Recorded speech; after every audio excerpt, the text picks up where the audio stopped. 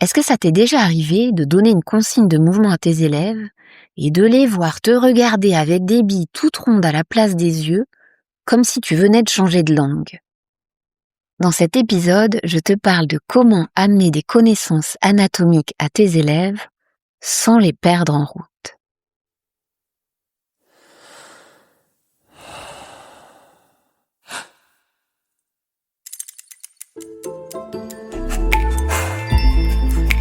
Transmettre. Le savoir-faire invisible qui nourrit les liens humains. Bienvenue dans Pédagogie en mouvement, le podcast dédié aux professionnels du corps et du mouvement. Je suis Anne de Brilly, formatrice investie et grande passionnée par la pédagogie. Ici, nous explorons ensemble l'art de la transmission en alliant rigueur, créativité et expérience de terrain. Chaque semaine, je t'y propose des outils concrets, des réflexions inspirantes et des éclairages précieux pour enrichir ta pratique et nourrir ton enseignement.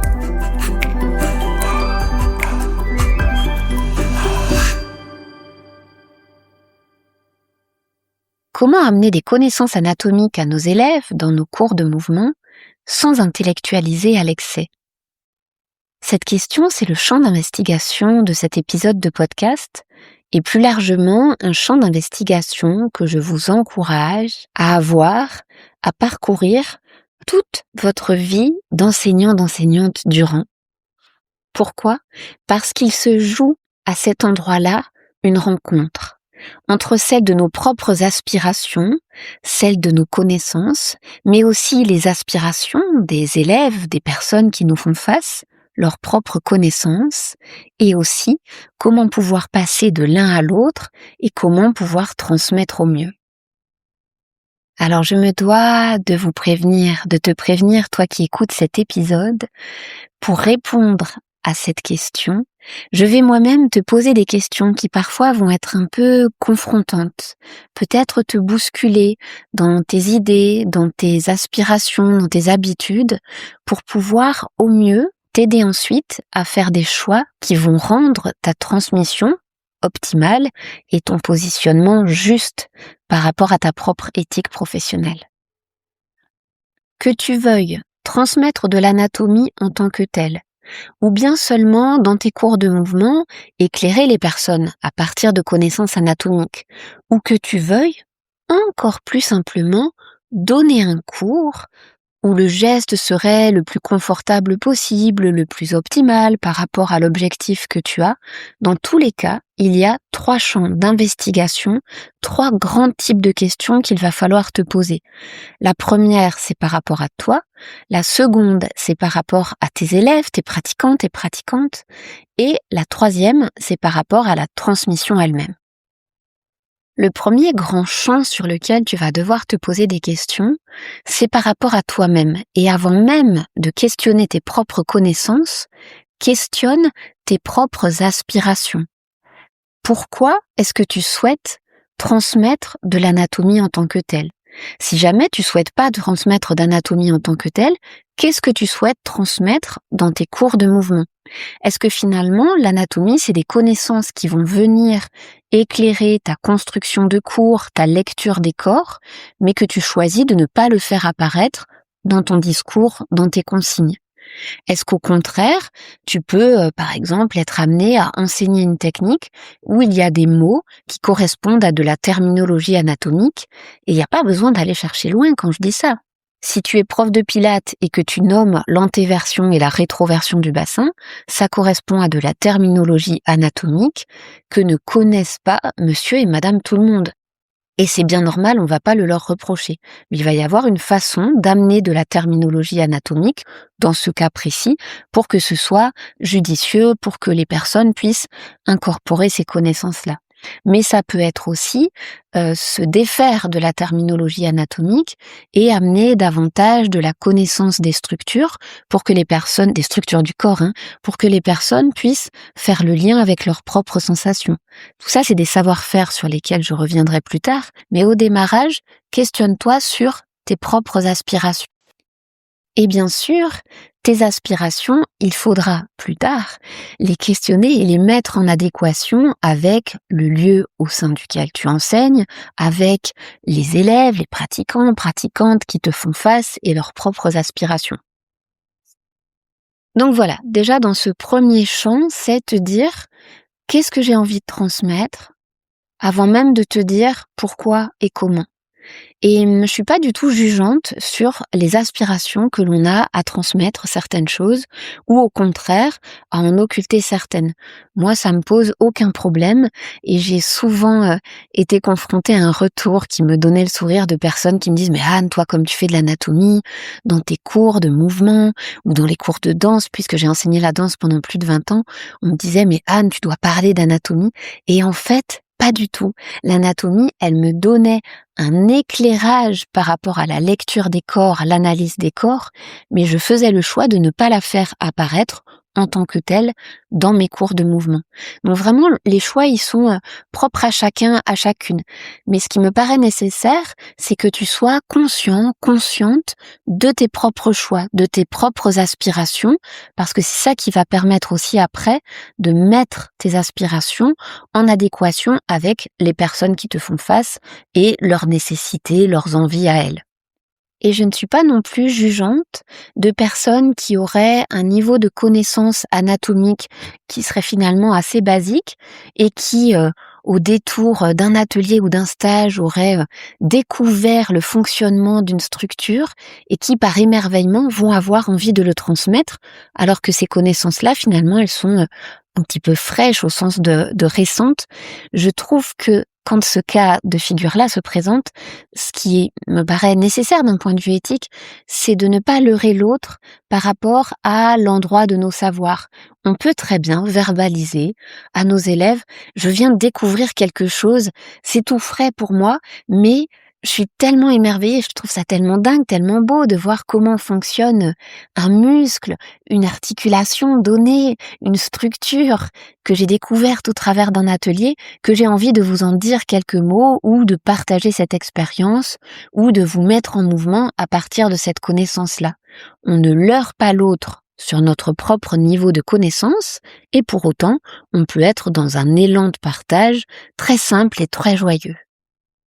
Et puis je vais donner un exemple qui va être aux antipodes de celui que j'ai cité précédemment. Régulièrement, je suis contactée par des profs ou des formateurs, formatrices à qui on demande d'intervenir dans un BPGEPS, dans un CQP, pour un diplôme d'État par exemple, sur de l'anatomie en tant que telle, sur de la biomécanique, sur de l'analyse de mouvement. Et là aussi, il faut se questionner sur ses propres aspirations, ses propres motivations et aussi, mais j'y reviendrai tout à l'heure, quels sont les besoins de la structure qui nous accueille au-delà même de quelles sont les envies ou les besoins des personnes, pratiquants, pratiquantes, élèves, étudiants, étudiantes qui nous font face. Ce qui va amener à un autre type de questionnement, à savoir, est-ce que les élèves qui me font face ont par exemple besoin de connaître la terminologie anatomique ou pas? Est-ce que les élèves qui me font face ont besoin d'être en capacité de restituer des connaissances ou pas? Comment ils et elles vont-elles être évaluées? Et que ce soit pour cet exemple-là où l'anatomie va être plus poussée que pour un cours du soir, un cours loisir avec monsieur et madame tout le monde, dans tous les cas, il va falloir se poser une autre question qui dépasse celle de nos seules aspirations, envies, besoins, qui est quel est le niveau de connaissance actuel que j'ai? Et je le redis pour bien l'ancrer dans la démarche de réflexion, quel est le niveau de connaissance anatomique actuel que j'ai? Et j'en conviens, c'est pas toujours évident de se situer par rapport aux connaissances que l'on a.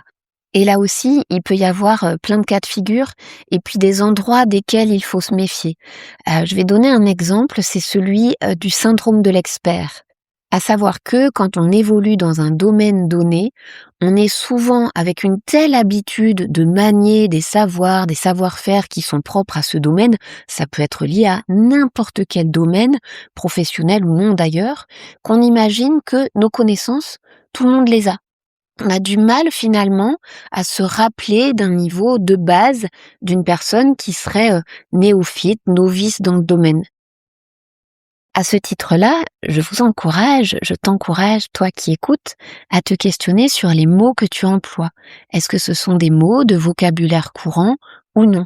Est-ce que ce sont des notions qui sont accessibles pour les personnes qui te font face ou pas?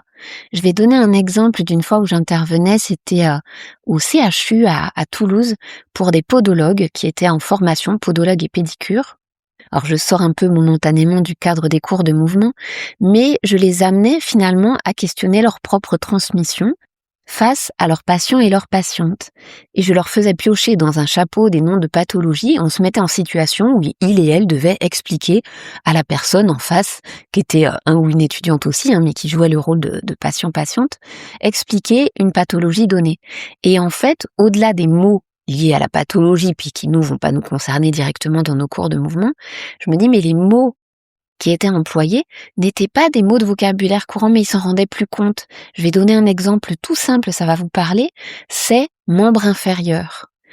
Mais membre inférieur, membre supérieur, ce ne sont pas des mots de vocabulaire courant. Monsieur et madame tout le monde va parler de quoi? De la jambe ou du bras? Et au même titre que dans l'exemple que je donnais tout à l'heure avec l'antéversion-rétroversion, ce ne sont pas des mots de vocabulaire courant. Donc, vraiment un point de vigilance à avoir, méfions-nous du syndrome de l'expert. Mais l'inverse est vrai aussi, il y a des connaissances que l'on croit avoir et qui souvent sont extrêmement parcellaires, voire même erronées. Moi j'ai une grande passion pour tout ce qui concerne la respiration, je fais régulièrement des quiz dans mes newsletters, sur les réseaux sociaux, sur la respi, les actions des abdos, l'action du diaphragme, sa situation précise dans le corps ou les forces qui sont en jeu dans la respiration. Et je dois être très honnête, quand j'ai des réponses, mais ça avoisine des centaines et des centaines de réponses, j'ai à peu près 2 à 3, 4% de personnes qui répondent juste à quelques questions d'un quiz, en sachant que mon public, ce sont des professionnels de mouvement. Alors vous allez peut-être vous dire que je suis un peu gonflée de dire ça parce que ça veut dire oui mais moi je sais et vous savez pas. C'est pas ce que je suis en train de dire. Je suis juste en train de relever des endroits où il y a des angles morts, où on pense savoir et où en fait finalement nos connaissances, elles peuvent être erronées, parcellaires, inexactes. Et donc il convient vraiment de se re-questionner régulièrement sur les connaissances que l'on a et je ne peux avoir qu'un seul conseil pour ça, c'est d'aller se pencher sur de la littérature anatomique. Je vois encore beaucoup trop d'erreurs dans des ouvrages grand public. Allez bouquiner de la littérature anatomique. Et si jamais vous avez aussi besoin, si tu as besoin de faire un point sur l'état de tes propres connaissances, c'est typiquement un thème, une problématique sur lequel je peux t'aider à avancer lors d'un accompagnement individuel court, aller cerner l'étendue de tes connaissances et voir là où il y aurait des angles morts, des zones à travailler. Et quand je dis tout ça, il n'y a pas de jugement de ma part. J'ai beaucoup mis d'eau dans mon vin depuis 20 ans où j'enseigne l'anatomie. Je dois avouer, quand j'étais plus jeune, j'étais un peu tranchée dans mon avis. Je me disais, mais c'est quand même dingue que les professionnels du mouvement, que des gens qui enseignent ne connaissent pas suffisamment l'anatomie. Sauf qu'en fait, tout ce que j'ai déployé à côté, c'était lié à de la pédagogie, à de la transmission.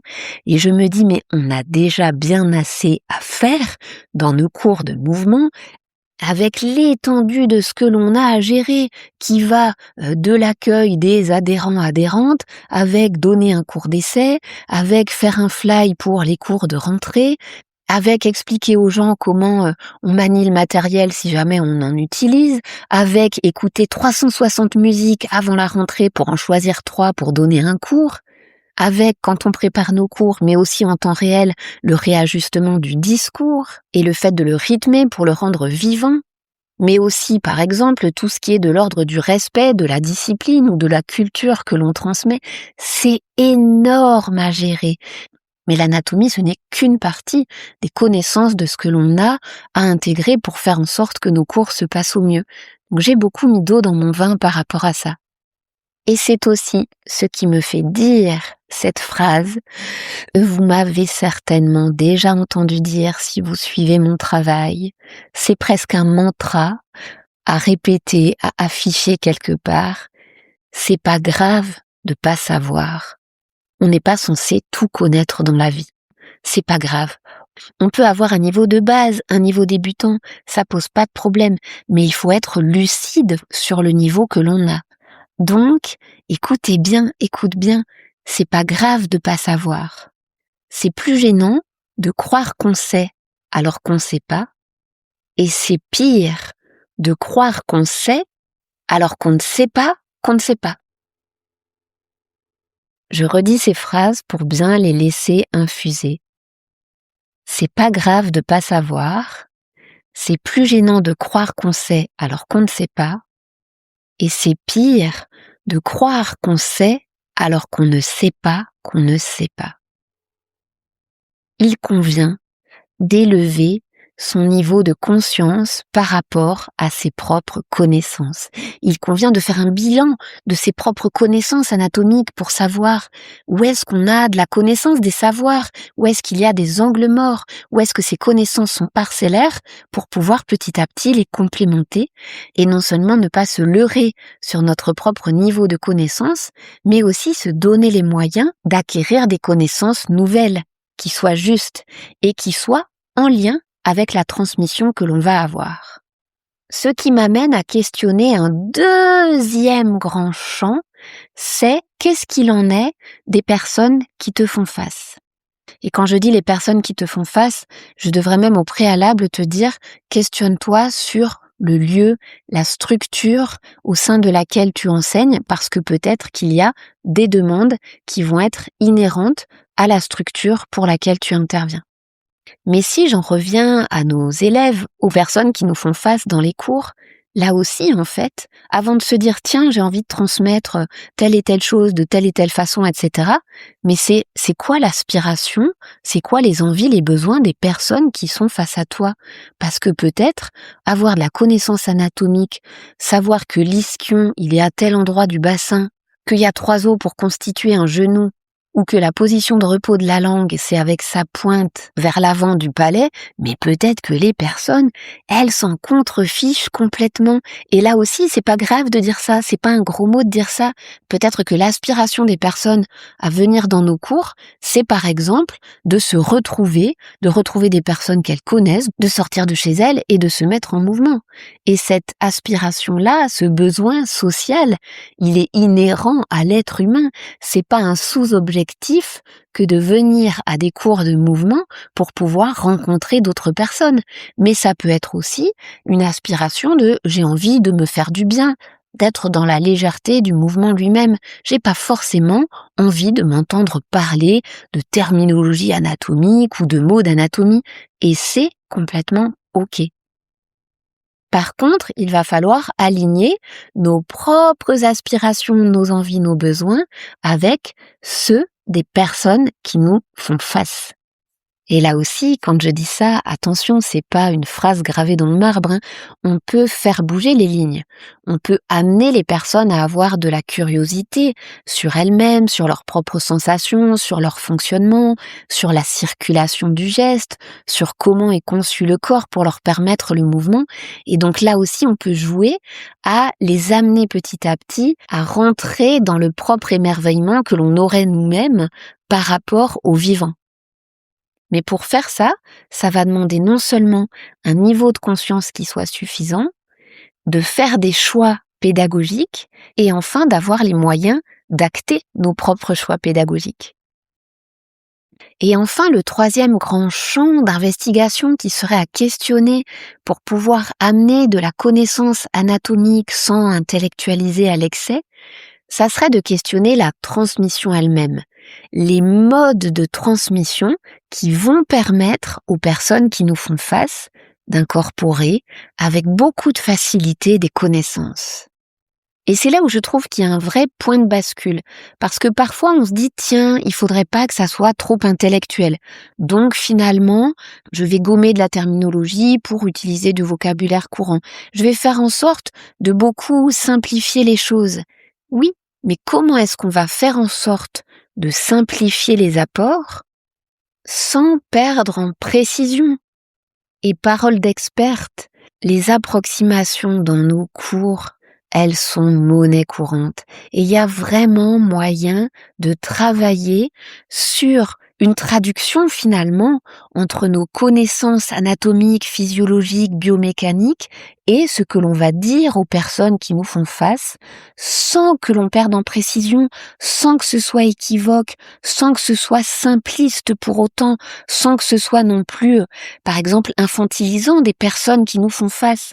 On peut amener de la connaissance de façon extrêmement simple pour que les personnes face à nous puissent incorporer ces connaissances. Mais attention, ne nous leurrons pas, cette simplicité-là des apports, elle se travaille en tant que telle. Et là, je vais mettre un premier coup de pied dans la fourmilière. Il ne s'agit pas seulement de se dire qu'est-ce que j'ai envie de transmettre, quel est mon niveau de connaissance, quelles sont les attentes des personnes qui me font face et quel est aussi leur niveau de connaissance, parce que ça c'est une vraie question à se poser également, sans se leurrer sur le niveau de connaissance des personnes, hein. Mais c'est d'être en capacité de faire des choix conscients, des choix qui soient juste, optimaux, pour que finalement cette rencontre entre les connaissances que l'on a et les besoins des personnes puisse se faire. Et puis, deuxième coup de pied dans la fourmilière, il ne suffit pas d'avoir des connaissances et de les choisir pour savoir les transmettre au mieux. On parle souvent d'éviter d'intellectualiser, et c'est vrai, ça correspond à une réalité, à un besoin quand même dans nos cours. On a besoin que les personnes incorporent au sens premier, mettre dans leur corps les connaissances. Mais en réalité, est-ce que le problème, il est vraiment là? Le problème, il se situe aussi à un autre endroit. C'est que les connaissances, on les a, mais on va avoir tendance soit à beaucoup trop simplifier, soit à déverser des connaissances avec des personnes qui, face à nous, soit décrochent, soit potentiellement ne sont pas intéressées, soit vont être en surcharge cognitive parce qu'on amène trop de choses, trop de connaissances, trop de terminologie alors qu'il n'y en aurait pas besoin, par exemple. Et dans un sens comme dans l'autre, que ce soit trop simpliste ou au contraire trop tout court, trop intellectualisé, trop de connaissances d'un coup, ou des connaissances qui sont mal amenées, finalement on va se retrouver avec une transmission qui va être, si ce n'est délétère, en tout cas complètement contre-productive par rapport à l'objectif initial que l'on avait.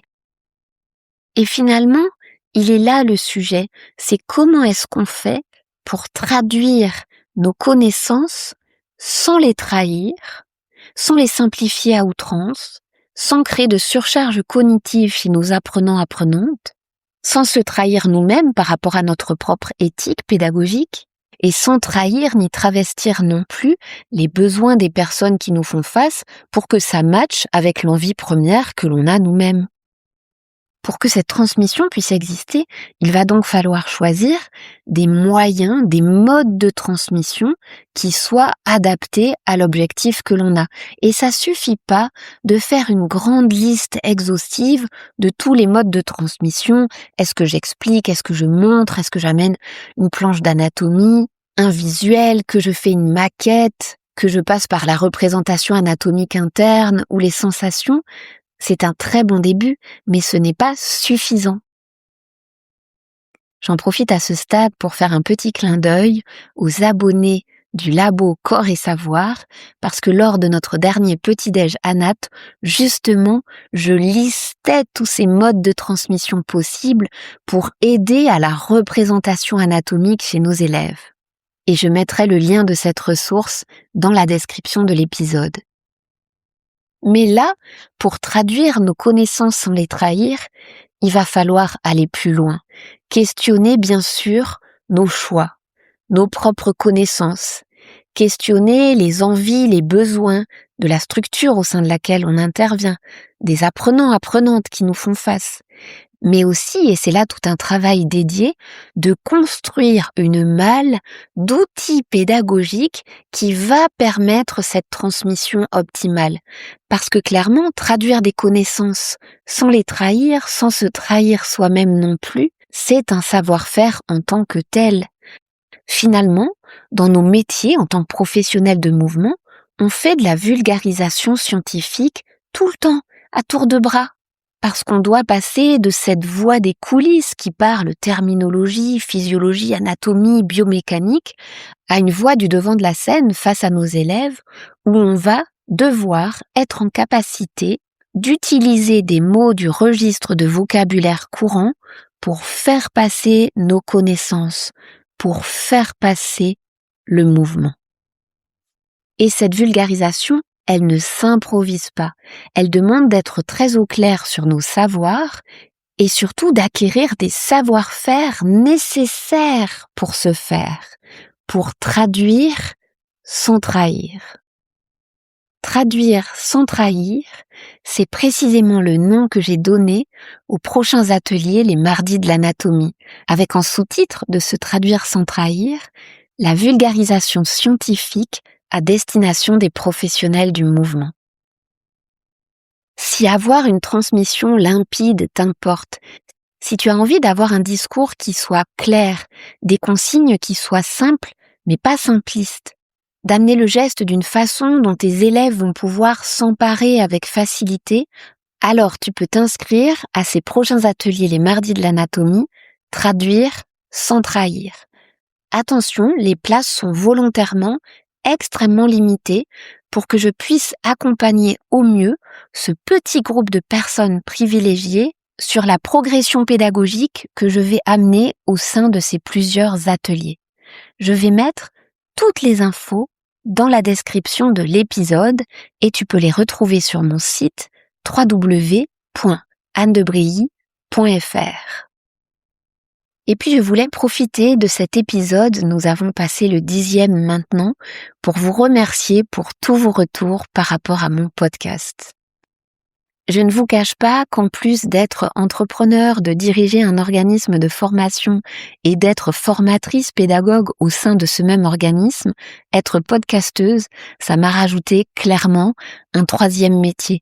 C'est énorme à produire des épisodes de podcast, d'en assurer tout le suivi en post-production et j'en profite pour faire un petit clin d'œil et remercier Isabelle, mon assistante et monteuse qui fait un travail hors pair à chaque épisode. Merci donc à chacune de vous pour vos écoutes, pour vos commentaires. N'hésitez pas à m'en laisser sur Spotify, je les lis avec plaisir, j'y réponds avec joie. Vous pouvez aussi mettre 5 étoiles sur Apple Podcast. Ça soutient énormément mon travail autour de la vulgarisation anatomique et de la pédagogie.